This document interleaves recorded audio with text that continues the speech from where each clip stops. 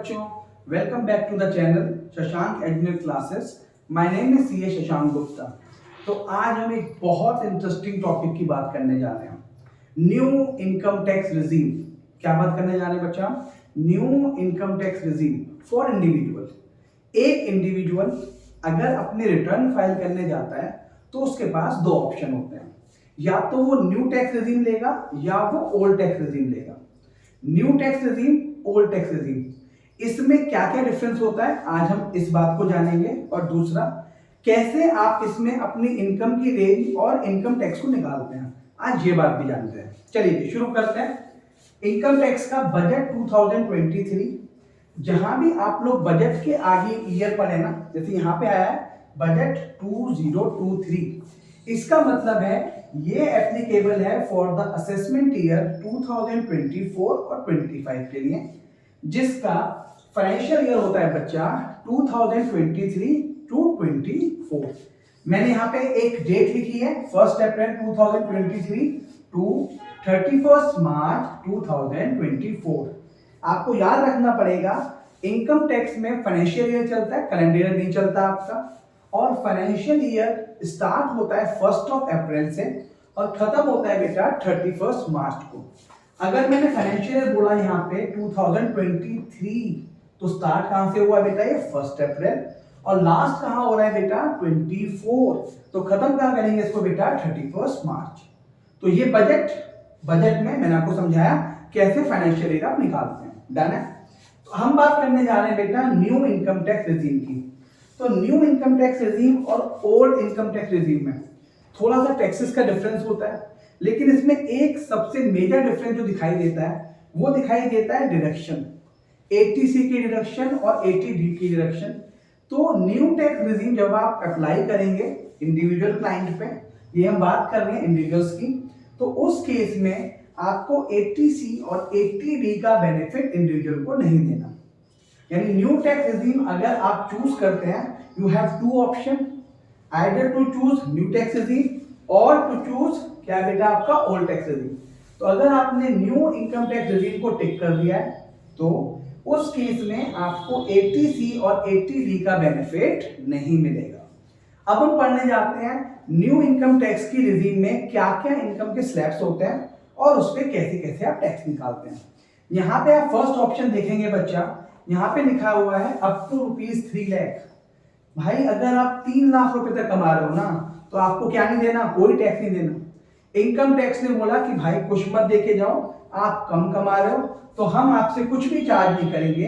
तो पहला ब्लॉक अगर आप चेक करेंगे up to ₹3 lakh, income tax rupees is nil, zero, कोई टैक्स नहीं है।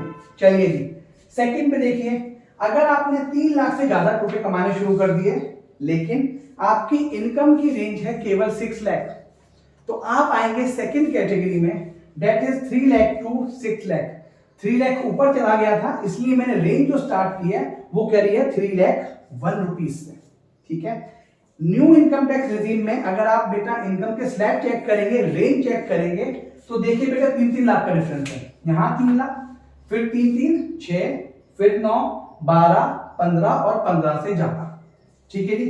इसमें सिर्फ एक बात आपको याद रखनी है कि अगर कोई आदमी 15 लाख से ज्यादा कमाता है तो जितनी भी इनकम 15 लाख से ज्यादा कमाएगा उस पर मुझे देना है 30%।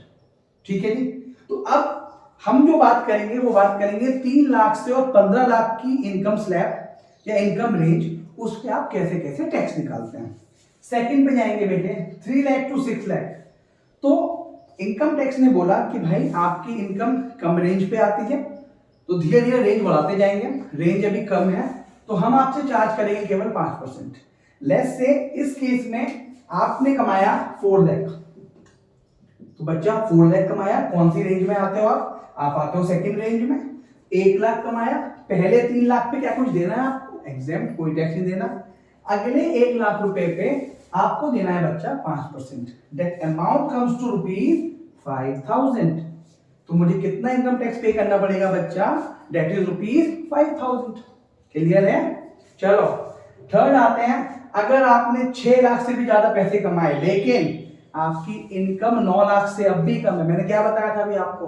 3-3 लाख की रेंज लेंगे, 3 के बाद 6, याद है ना बेटा, 3 का टेबल 3, 6, 9, 12, 15 बोले तो नहीं हो। चलो तो 6 के बाद क्या आता है 9। तो 6 लाख से 9 लाख पे आपको टैक्स निकालना है।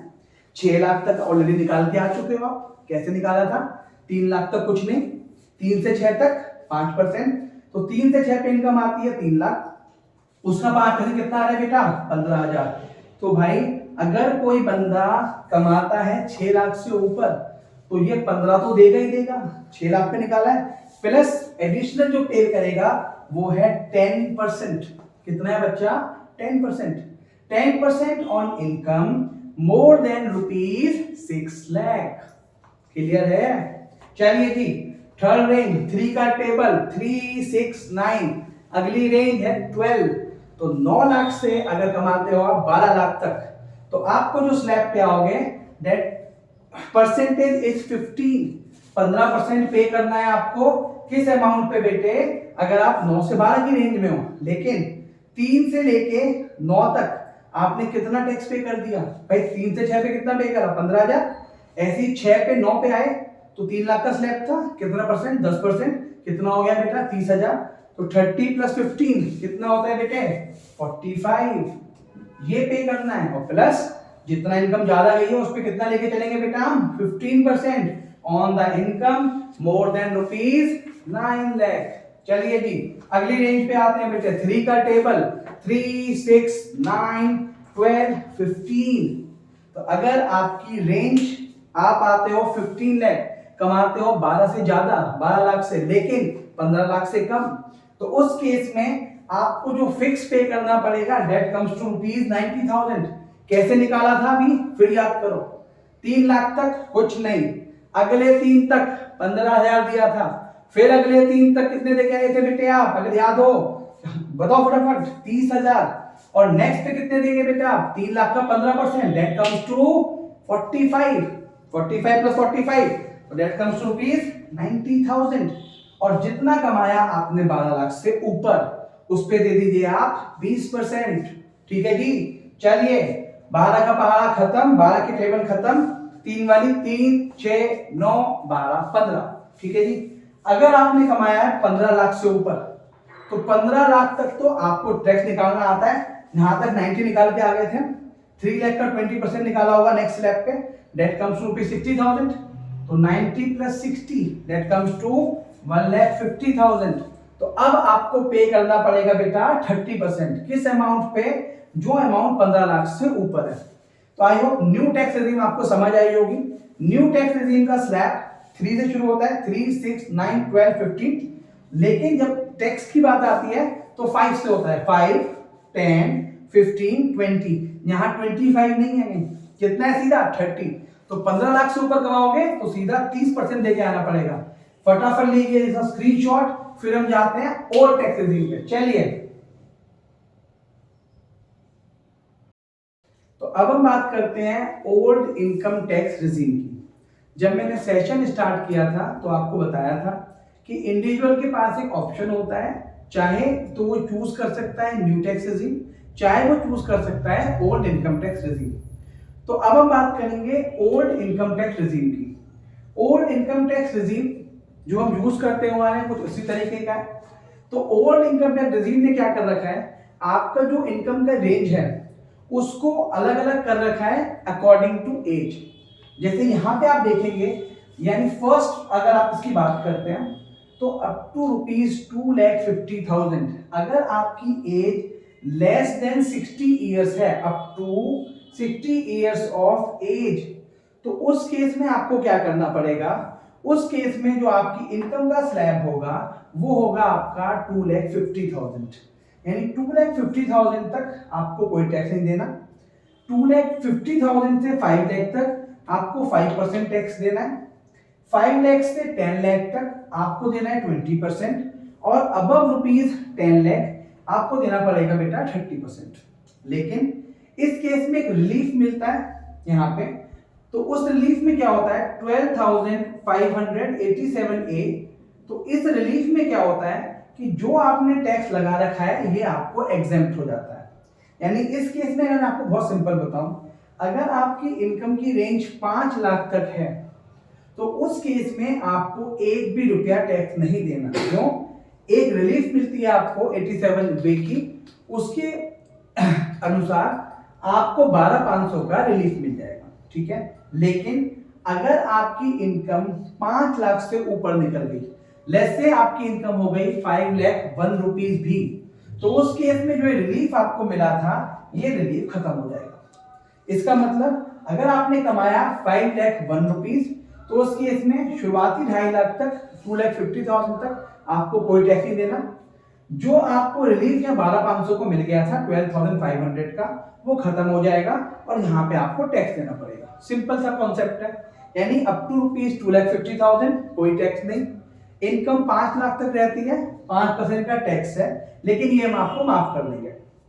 5 लाख से 10 लाख तक 20, और 10 लाख से ऊपर अगर आप जाने की कोशिश कर रहे हैं तो आपकी टैक्स आपको पे करना पड़ेगा 30%। ठीक है बच्चा, नेक्स्ट पे आते हैं। अगर आपकी एज 60 to 80 है, लेस देन 80, अगर आपकी एज यानी अब आप हो गए हो बेटा, इसको बोलते हैं सीनियर सिटीजन। तो सीनियर सिटीजन के लिए ये जो 2,50,000 की लिमिट थी, इसको बढ़ा के कितना कर दिया गया बेटा? 3 लाख। अब 3 लाख तक आपको कोई टैक्स नहीं देना। 3 लाख से 5 लाख तक आपको देना पड़ेगा वही 5%, लेकिन आपको रिलीफ मिल जाएगा किसका? अगर आपकी रेंज 5 लाख से कम है तो रिलीफ मिलेगा आपको, जब भी कोई टैक्स नहीं है। 5 लाख से 10 लाख बाकी सब कुछ सेम है, 5 से 10 20, और 10 से ऊपर आपको 30% देना है। चलिए, अगर आपकी एज 80 या उससे ज्यादा है, क्या है बच्चा? 80 या उससे ज्यादा, तो हमारे इनकम टैक्स ने इन्हें और सम्मान दिया। अब उनको बोला सीनियर सिटीजन की जगह सुपर सीनियर सिटीजन। समझ लो बेटे, यानी जो 60 इयर्स था नॉर्मल सिटीजन, उसके बाद सीनियर सिटीजन, अब क्या बोला गया उनको? Super senior citizen. और जो उनकी लिमिट थी वो लिमिट कर दी गई बेटा 5 लाख, यानी 5 लाख तक कोई टैक्स नहीं, 5 से 10 लाख 20%, और 10 लाख से ऊपर 30%। ठीक है जी, तो ये लिमिट का चार्ट था। इसके बाद मैंने आपको एक चार्ट और बता दिया 12,500 का। 12,500 इज द अमाउंट जो आप रिलीफ क्लेम कर सकते हैं। इसके अलावा बेटा ये टैक्स निकालना आपने सीख लिया। चलिए, इसके बाद हम इस पे निकालते हैं सरचार्ज और एजुकेशन सेस, जिसे आप बोलते हैं higher health and education cess. क्या बोलते हैं बेटा? HEC। इसका जो रेट है बेटा वो है आपका 4%। कितना है बेटा? आपका 4%। जो भी आपने इनकम टैक्स निकाला उस पे आप 4% ऐड कीजिए। जैसे आपका इनकम टैक्स आता है बेटा यहाँ पे 1 लाख रुपए, ठीक है बेटे, इस 1 लाख पे 4% टैक्स ऐड कीजिए, दैट कम्स टू 4,000। तो टोटल टैक्स आपको देना पड़ेगा 1,04,000।